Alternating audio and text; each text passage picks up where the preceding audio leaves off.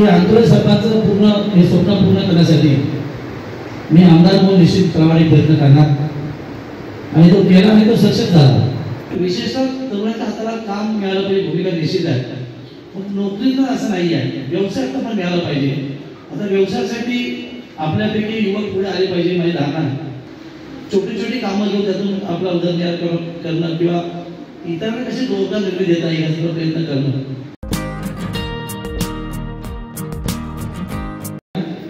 महिलांसाठी खूप योजना आहेत, पुरुषांना कमी आहेत, पण महिलांनी पण या व्यवसायात त्याच्याकडे आलं पाहिजे।